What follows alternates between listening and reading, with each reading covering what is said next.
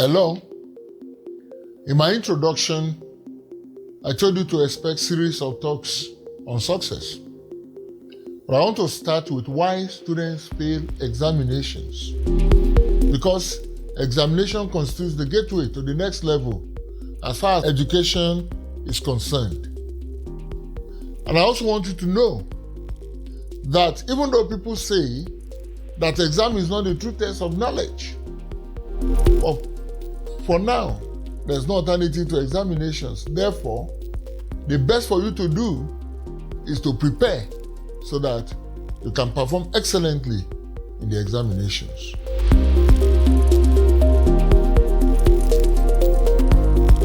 Now, you may ask, why am I starting with examinations in a series on success? Why not start with how to study and so on? The reason is simple.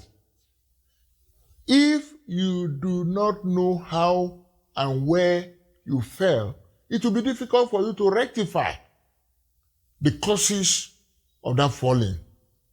I've been involved in exam administration and assessment for over 3 decades, and I discovered that students fail for almost the same reasons anywhere and everywhere. Now, what are the factors that lead to failure? There are 3 levels. 1, the pre-examination level. 2, at the point of examination.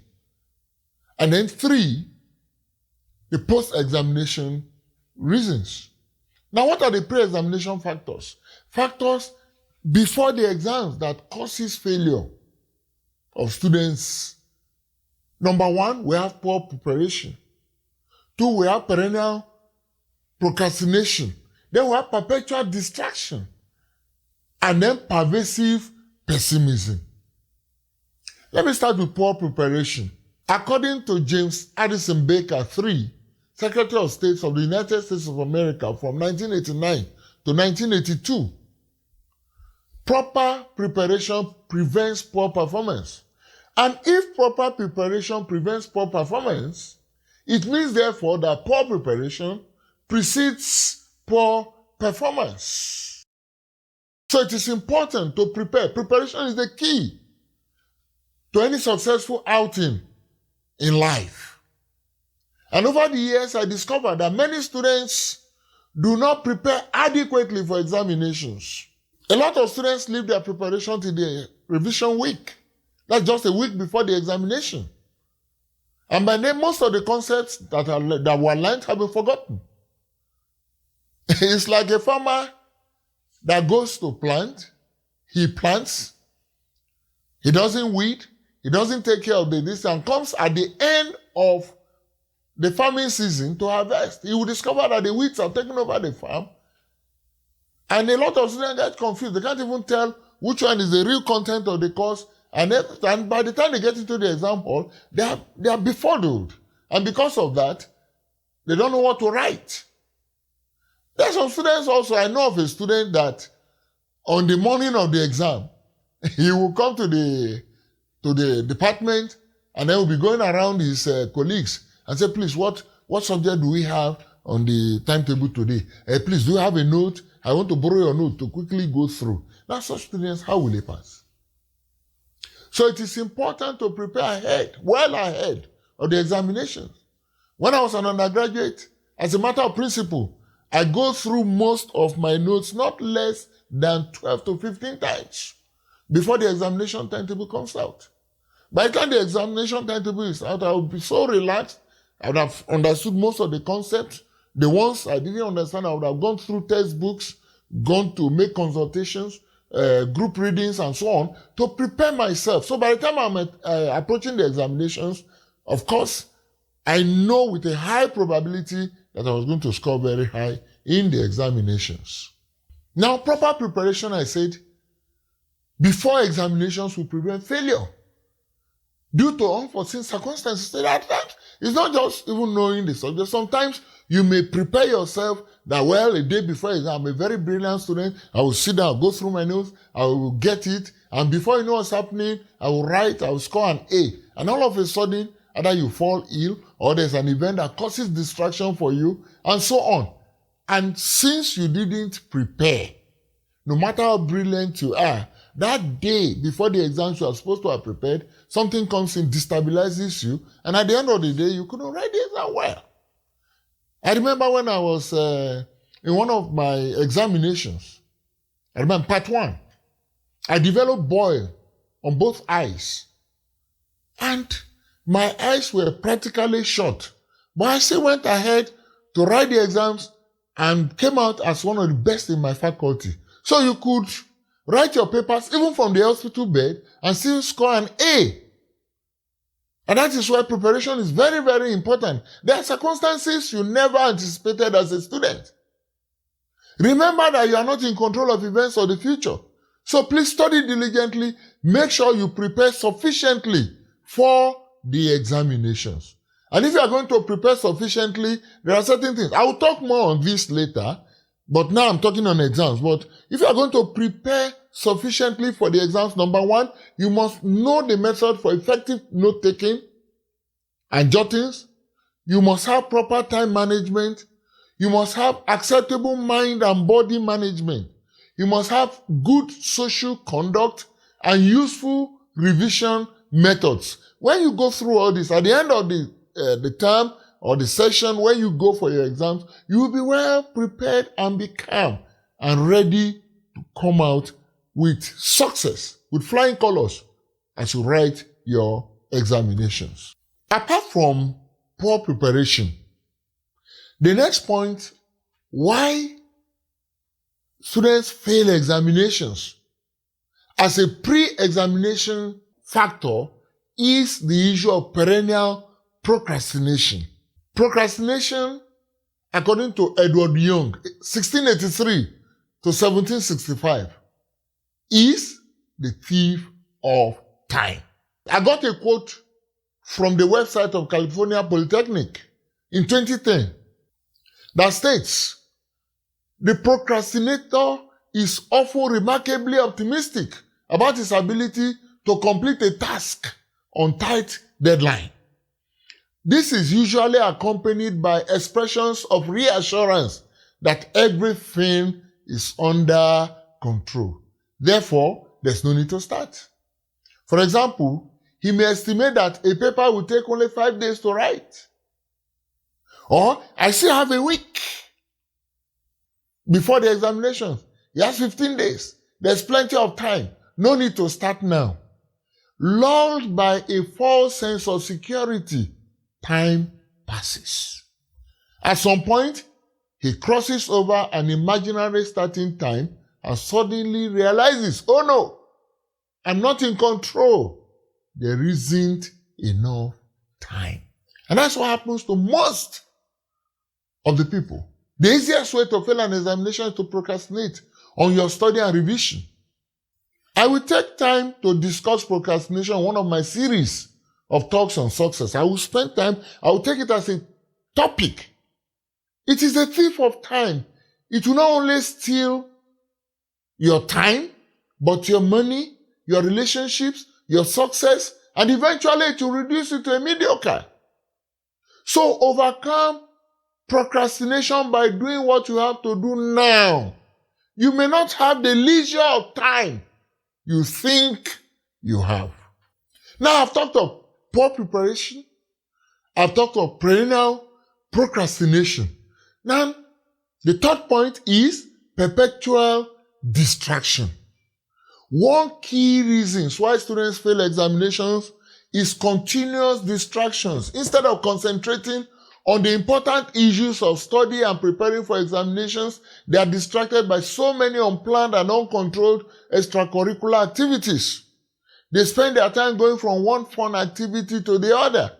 Extracurricular activities are important, very important for our social and physical development, but this should not be disproportionate. Our attention on them should not be disproportionate. Some spend their time attending to friends. There are people that friends run shifts in their houses, in their hostels. While they are sitting down attending to friends, the friend will go and read somewhere. When he finish reading, you say, "I'm tired, let me go to so and so place to go and rest." They'll come to your house. By the time that set is gone, another set is tired of reading. They are doing the reading, they spend the extra time with you. You use all your time attending to your friends. And before you know what's happening, you're already in trouble. You have no time to prepare for the examination. And there are also some who spend their time in aimless wandering or traveling. You are in school to study, and here you are, you want to visit one uncle there, visit one brother there, visit one sister there, visit this one, and you are going from, or you want to know places. There's time to know places. Finish your exams first. The holiday period is there to know places. But when you spend your time, all your time running around, from house to house and from relations to friends, engaging in all forms of errand, but with little time to study, before you know what's happening, you're already a failure. So take your time, sit down, study, prepare, and pass your examinations. Now, the last point I have to discuss is pervasive pessimism. Now, this may sound strange, but it is a major reason why students fail. Why did I say pervasive pessimism? Sometimes there's a general conception about certain courses that they are difficult to pass. And everybody picks it up and believe it. And some even believe not just difficult, that they are impossible. So you hear something like chemistry is volatile, mathematics for only people. In fact, some people even think that mathematics is for those who are mentally deranged, that they have a special skill. And because of that, ab initio, students have lost interest. I remember when I was a student, and there was one of my courses, the orientation they give you as an undergraduate student in that department, in my department, is that course is a no-go area. Students don't pass it. Because it's very difficult, it's scientific in nature, a lot of formulas, and so on. And a lot of students just avoided it as much as possible. But I made up my mind that is the course I'm going to do. And today, that is the subject I'm teaching. It's the core subject of my PhD. And I became a professor from writing in that area. Why? Because I made up my mind not to follow the pervasive pessimism of my classmates and some other people who were before. In fact, those who gave us orientation were our seniors in the department. So, friend, there is no course that you cannot pass. There's something you should remember. It's only a human being that to tell you, sit down here, you consider whether to sit and wait for him or go. But anything that is written down on paper does not change. These courses are written on paper, the formulas are on paper, the issues involved, the concepts, everything are written on paper. Some of them have been like that since decades or centuries, and they have not changed. Take Boy's Law, for example.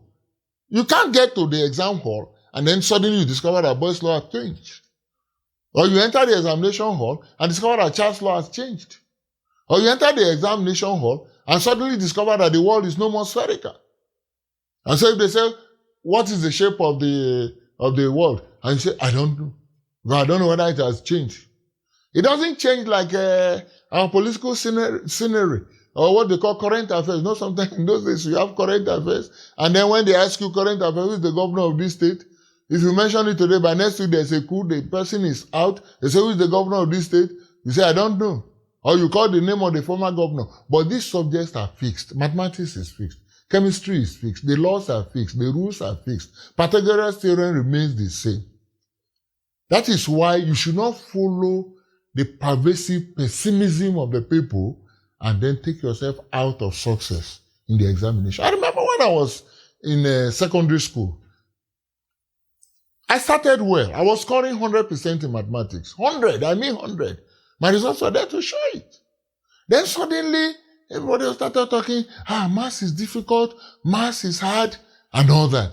And because of that, I also followed the chorus. And you know, sometimes, if you follow the bandwagon, you end up where the wagon drops. That was how, by the time I was going for mathematics in my Form 5, I only went in for the objective examination. I didn't go for the theory. And I had an F9 in mathematics. Later in life, when I became wiser, I picked up again. And I'm telling you today, most of the statistic courses, most of the places I go, the statistic courses, I teach them. And if I'm taking statistics now, it means that I could pass mathematics.